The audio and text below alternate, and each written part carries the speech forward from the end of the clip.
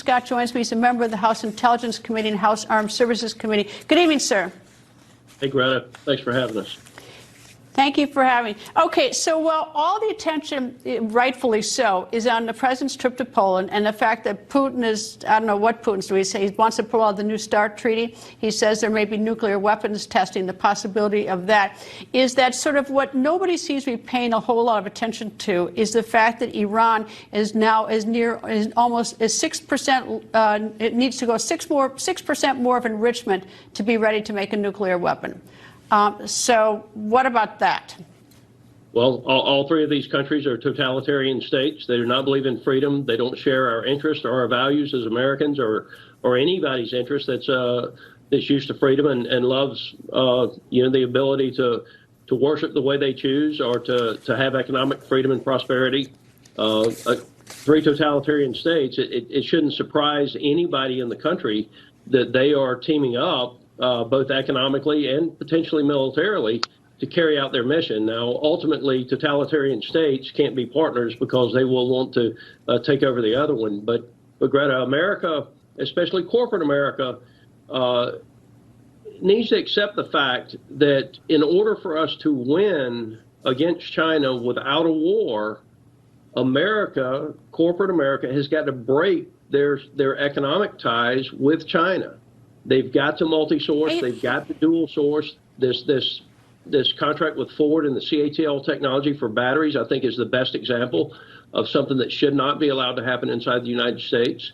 And we simply can't have corporate America go into China for as much of the product as they bring to sell inside the United States. Go to Vietnam, go to Malaysia, go to other countries. But Congressman, here's the problem. Is that I don't want to be a warmonger. I don't want to be the one crying, fire when there's no fire.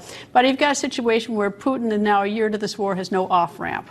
He's got absolutely no off-ramp. And he sees the President of the United States there, and whether you're a supporter or not, saying he's going to go there and support Ukraine more. So now his off-ramp looks even narrower because he's got the President of the United States saying, we're going to do everything we can. We've got, you got Iran, 84% uranium purity, so they're almost got a nuclear weapon. We've got China, who we've done so much saber rattling. We've got so many, they want to invade Taiwan.